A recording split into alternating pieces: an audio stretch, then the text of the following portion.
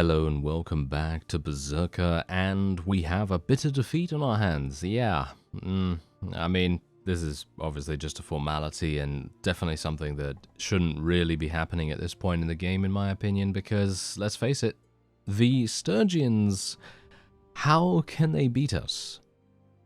That's the point. How can they beat us? I mean, the only thing that they can do to really contribute to our war exhaustion is to raid some of our villages, and if they have no villages for us to raid, then of course they are going to take the lead in the war exhaustion race, and that is exactly what they've done up here, as you can quite clearly tell. This is going to cost me 200 influence, which is really not that big a deal, obviously, at this point, but this is still something that is a little bit annoying. It's not really, you know, the worst thing that could happen ever, but, I mean, have they actually taken something?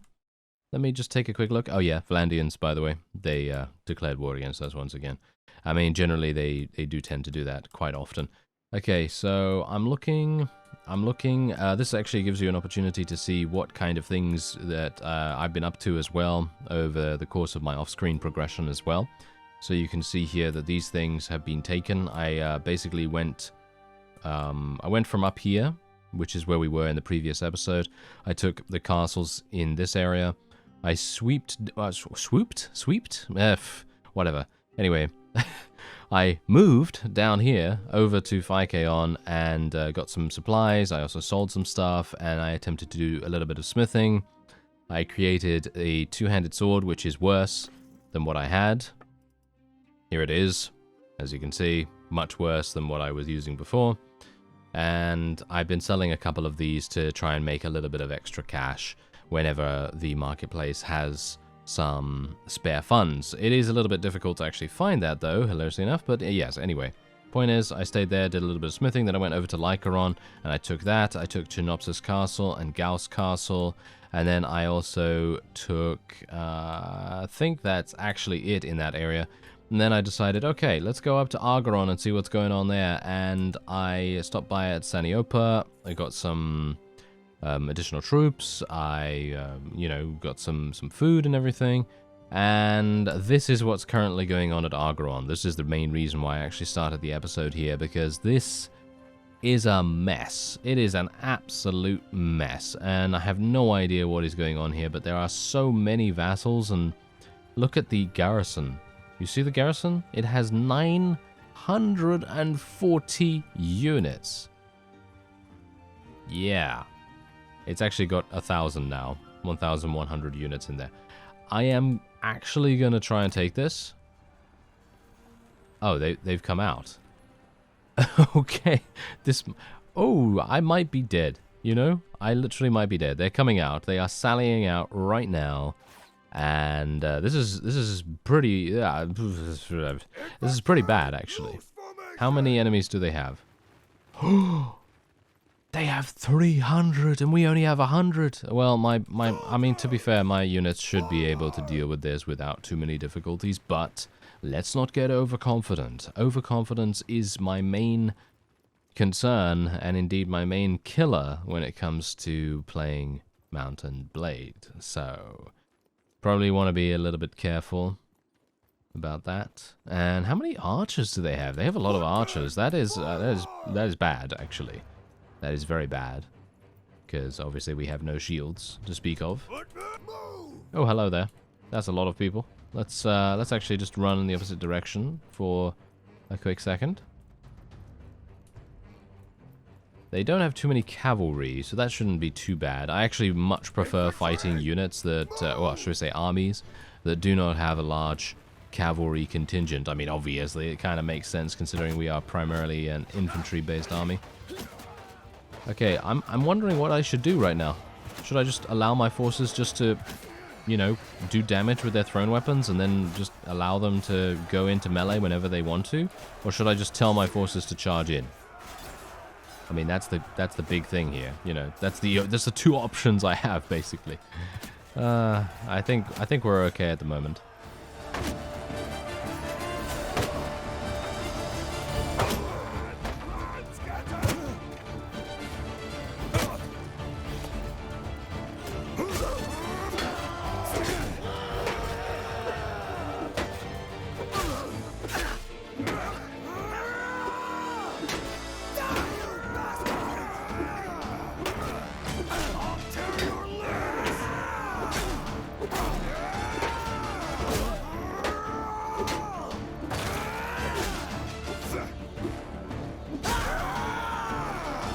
Well, everything seems to be going quite nicely for me at least, but my units are literally just standing up there because I was preoccupied. Let's tell my forces to charge in now. It's probably about time. I'd like to eliminate that guy if I can.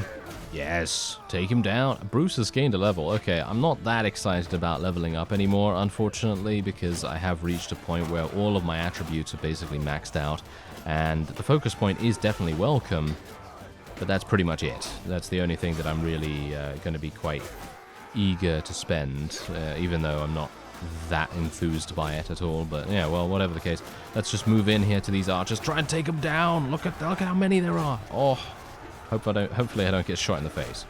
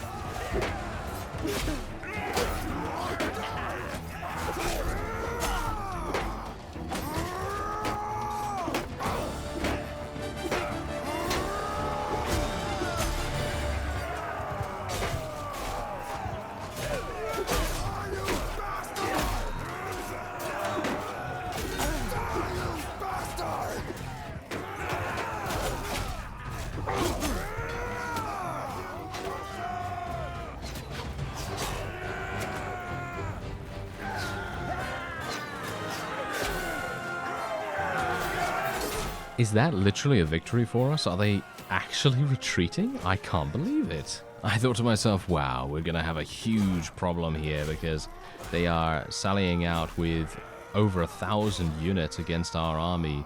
And I thought, wow, okay, this is probably going to be pretty... What? We did that much damage? Okay, I had no idea, to be honest. I had no idea.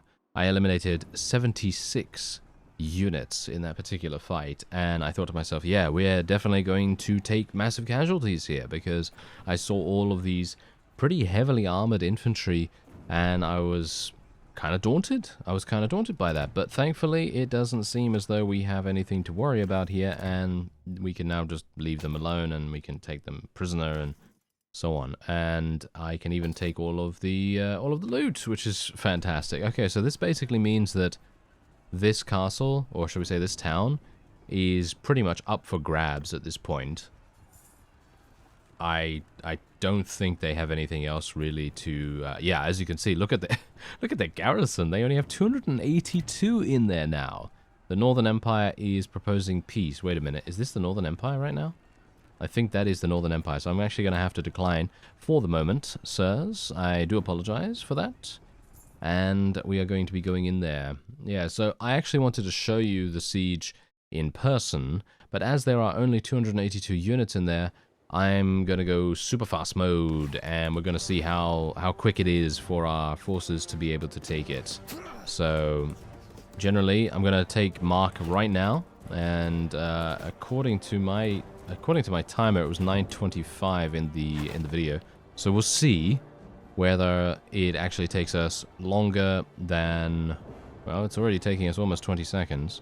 But there are many, many more units in here, and it is indeed a town in comparison to what it was before, which was indeed a castle, and we only had 160 or 170 units to deal with there. And it's been 30 seconds. And I believe that's it. Yeah, that is basically it. So in real time, it takes about 40 seconds around near there when we are going zoom zoom to be able to win the fight. Obviously that is with an entire army of very high tier units and all that stuff. So do bear that in mind. Anyway, we're going to take all the prisoners because I do want them to be sold. I'm going to take all the loot too, because apparently all my forces have leveled up, hilariously enough. And we're going to let Argoron go, and there's 57,000 right there. How much does Argoron have? Oh, yes, a good amount of cash. Look at that, 67,000 just from the armor loot that I've just sold. I can also recruit a couple of extra lower tier volunteers to hopefully help me out and continue to reinforce my army. And then we're just going to wait here until the vote comes in for Argoron. And yes, something I should report on. Peerage has been instituted within the Berserker barony, and that is obviously pretty bad, because that means that I have to now spend a lot more influence every single time I want to overturn a vassal's decision. So, for example, if I don't want to take this particular fief, which they do want to give it to me at the moment, it's going to have to, yeah, I'm going to have to spend a little bit more than I would have otherwise had to. And this is obviously going to spiral dependent on the vote itself, you know, dependent on the decision that has to be made. It is going to be a little bit costly in the end. There's Nereida right there. She is going to attempt to potentially take this. If she launches any kind of assault here, this is not a good idea for her in the least. This is really not a good idea for her. Actually, you know what I'm gonna do? I'm gonna be a bit of a scoundrel here, to be honest. And I'm gonna give this one to Brannock, actually. But yeah, I'm going to do something that I think will probably annoy her, but I think that that's perfectly fine. Northern Empire, let's make peace, right?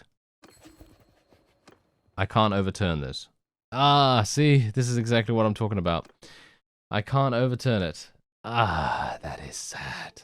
That is really sad. You see, now, if I didn't have peerage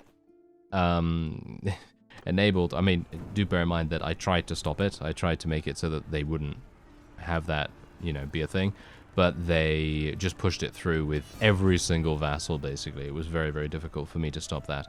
Anyway, the Azerai have declared war against us, as well as obviously the Vlandians, as I told you before. So now we have every single faction in the game against us, and I'm very much hoping, yeah, Vlandians, they're fighting back a little bit right there.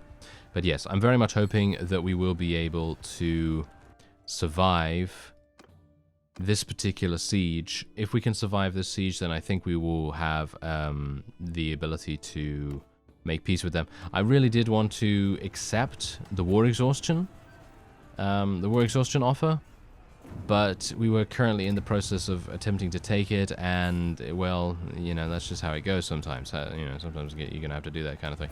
Huge amounts of caravans coming in here. What the? Look at this. Look at how many caravans they have. That's crazy. Okay, so technically we could sally out right here. Should I just sally out straight up?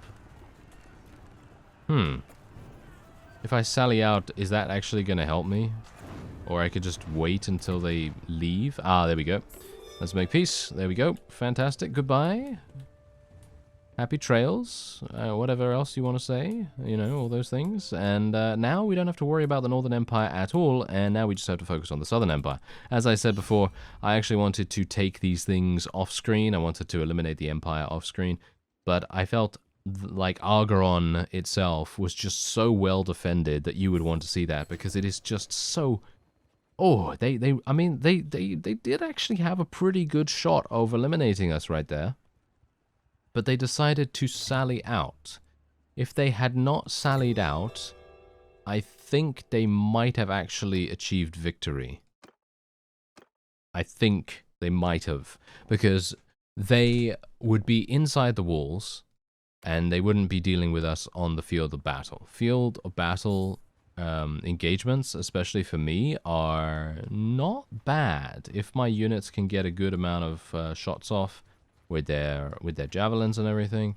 This guy does not want to attack me for some reason. I don't know why he doesn't, considering I'm about to... Oh, there we go. Now he's actually going to try to do that. Okay, hello there, sir. Alright, I actually do want to attack this, but... Of course, they're running around in their armies and being very frustrating to deal with, but there you go. Okay, so I actually have 275 in Steward now, which is pretty cool. And we also have 290 in smithing, by the way. I finally got the legendary smith perk, because I was obviously, as you no doubt saw earlier, doing a bunch of two-handed sword smithing and all that sort of thing. Anyway, your party food consumption, wages, and combat morale loss decreased by 0.5% per skill level above 200. That's really good, in my opinion. So we're going to be taking that. Price of loyalty sounds pretty good to me. Oh yeah, actually, I wanted to spend my focus point, didn't I? So what am I going to spend it in? Well, I have the ability to spend it in Steward, Charm, or I could spend it in Tactics if I wanted to. I mean, is this actually going to do anything for me? Probably not, right? What about Engineering? Well, I don't really do anything with any of these skills, so I'm thinking maybe just Steward to try and increase this, because this is pretty good. You know, your party food consumption, wages, and combat morale loss decrease. That's pretty nice. So I'm thinking we'll just go for that. Just max it out completely. And now we're going to go in against this guy, and we're going to see what he has for us. As you can see, he actually outnumbers us pretty badly right here. Unfortunately, I'm not going to be able to persuade him because, of course, he's in an army. I mean, we can plainly see that, so it's not going to be something I'll be able to accomplish here. And otherwise, ooh, this is a nice map. Look at this. This is a very nice map indeed. Okay, so let me see if I can maybe do something here. Maybe I'm going to be able to get to the top of this hill, and maybe get a nice little vantage point. Obviously, bear in mind, these guys are not archers in any way, so I'm actually going to tell them to hold fire here, because I don't want them to waste their javelins just throwing them anywhere. I would like them to be as deadly as possible, if we can help it. So, they do have 2 contingents of cavalry, one with 16 and one with 25. Never mind, they actually have 3 contingents of cavalry. That's kind of rare. Usually they just have 2, one for each flank, but in this case they have 3. That's interesting. Ooh, wow! If only we had archers. If we had archers right now, this would be an absolute bloodbath. It really would.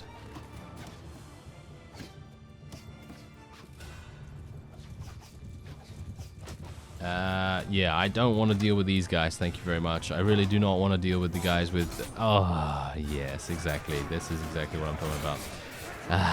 Yes, okay. Those guys with the ability to attack with one-handed weapons on horseback, they are basically my mortal enemy, because I can never block against them for some reason. I don't know why, but I can never get the right direction whenever they're coming at me, so... Yeah, they generally cause me more problems than basically any other unit, with the exception of horse archers, of course. You know my thoughts on horse archers already. And, yeah, these guys are not too bad. The ones with the little pokey sticks, that's absolutely fine. No problem at all there. I can pretty much easily defend against those, because they're only going to thrust, you know? They're only going to thrust, whereas the other ones... they can attack from a variety of different directions, which is obviously the main reason why I'm able to be so bad at it. Yes.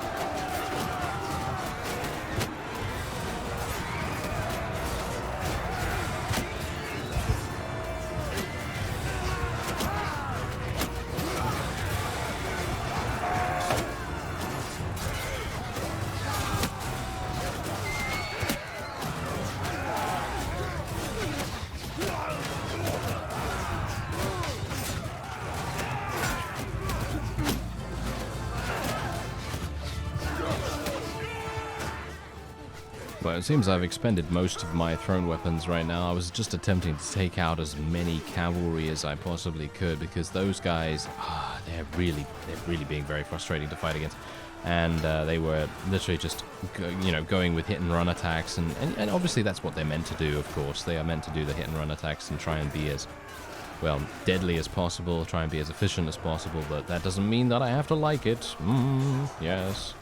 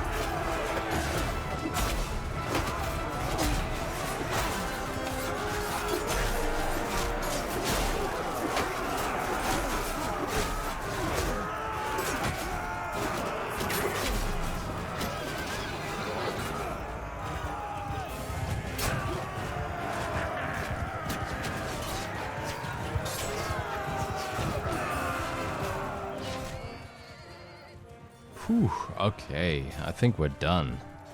I think we're done with this particular fight. I was a bit worried about this one, to be honest. I mean, you can see here that we've taken a lot of casualties, but only due to my medicine skill we were able to prevent the amount of grievous casualties by a pretty significant amount. That was a nice jump and slash, if I do say so myself. Ah, yes, I can pat myself on the back a little bit right there, but there you go. That was pretty awesome. All right, there you go. And, oh, he died. Look at that. This guy actually died. I can't believe it. All right, well, that means that maybe we can speak to one of his clan members and maybe we'll be able to persuade his clan to potentially join us. That would be pretty nice. If we could get that to, go on, then that would be very good, Being able to increase our combat strength even further for our inevitable defeat of the Southern Empire would be pretty cool. Okay, so let's actually just take a quick look at Mr. Turiados here, because no doubt... okay, oh, Tristania. Okay, yes, we just defeated her, unfortunately. We just defeated her, so that means that she is not going to be willing to speak to us right away, at least. So we will have to wait a little bit of time for that, and I'm going to actually head on over to Myzea really fast, because I need to sell my prisoners. There is a very, very good reason for that, of course, because if we do end up doing the siege at Cyrenea, we're going to end up with more prisoners, and, well, then I won't have any space. 75,000? What? Wow, okay, yeah, that's a lot of people right there. That is a lot of people. Okay, so let's have a look. 48,000, do I have enough? Yeah, way too much. Do I have enough? Yes. Okay. That is a little better. A little better right there. Let's just get rid of some of that. There we go. And that is perfectly fine. All right. So let's go back to Cyrenea. I'm not entirely sure what Radweir is doing, by the way. He seems to be in a bit of a quandary because he has been besieging Melion Castle for a very long period of time. And I'm not entirely sure what he's doing, if I'm honest. Anyway, I am actually going to be telling every single one of our war strategies here against our enemies to be offensive. I want them to literally attack with reckless abandon at this point, because we have 28,000 total combat strength. It is highly unlikely that any of these factions are going to be able to fight against us, but I would like to end the series with the entire map being the Berserker barony. So that's the reason why we're kind of going with that. But you can see here that my vassals have been doing a fantastic job of taking Vlandian territory, amusingly enough. So that's really good. This is actually pretty perfect. So let me see if I can send some people out to speak to these guys, because you can see here they have, I mean, some of these guys have pretty bad personalities, but if we can keep them around for just enough time for them to be useful, then I will be pretty happy with that. And you can see here that quite a few of them, oh, hello there.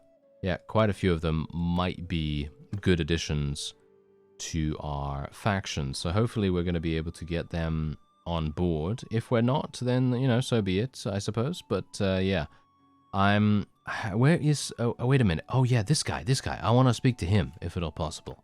Iarlas. He has the reputation of being decent and kind as well, which is obviously fantastic. I'm going to just wait here for some time, because I need to restore my forces anyway by a little bit. As you can see, I do have a couple of wounded, so they need to get back on their feet. So let's see, is he in an army? No, he's not. Alright, here we go. This is no doubt going to be a very nice persuasive argument that we're going to make against him. Or, well, shall we say to him, because not against him. We're not arguing against him, of course. And there you go. Fantastic. Alright, so now how much does he want? That's the problem. This is a... Okay, so I don't understand why he says this is a dangerous step. Okay, I understand, yes, okay, sure. He probably thinks it's a dangerous step because he still has enemies within his own faction, I suppose. But if you think about it this way, we own possibly 90% of the map at this point. And how safe does he really want to be? Because, you know, we own basically everything so far, which is kind of strange. But, oh well, whatever the case, there you go. He has now joined us. Let's allow the game to run a little bit further, and now we have Bellathor to speak to. Let's see. Are you in an army, sir? No, you are not. Perfect. Critical success to start things off. A 62% chance. That could have gone badly, actually.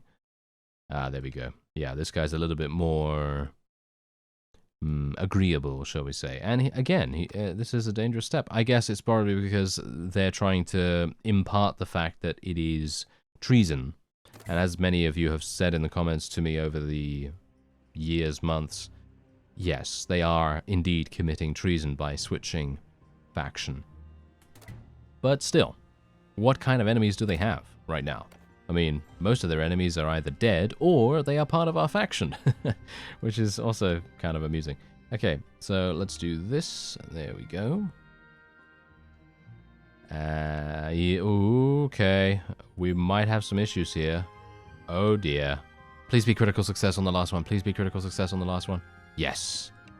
Whew. Okay, that was very close. That was very, very close. We might have had some issues right there. Okay, so she wants 44,000. Perfectly fine with me. I really don't mind about that. So she has also joined us, and we've also sent a messenger to Iarlas, but I would assume that he is in an army. I mean, I can basically already guarantee that he is. He's not? Okay, if he joins us, this is going to be fantastic. That means that we will gain an extra fief in Azerai territory. Please be critical success on the last one. No, we didn't get it. Ah, okay. Well, that's how it goes. I must beg my leave. All right. Yeah, that is actually kind of sad, because we would have been able to get, I think, Askar. I think he had Askar as his fief or something like that. So yeah, that would have been really nice. Anyway, Cyrenea, Urzina Castle, Danustica, and Lavinia Castle are the last remaining fiefs for the Southern Empire. And then, of course, the Vlandians have a small pocket of territory, and the Azerai are the largest at the moment. So we will have to deal with them as well. And the Khuzait, but we are not at war against them at the moment. Anyway, that's going to be it for this episode. I think maybe 1 or 2 more episodes after this, and then we'll be done. And then you can come back and you can see the enormous territory that we have under our control. I'm very much looking forward to it. I thank you very much for watching, and I'll see you next time.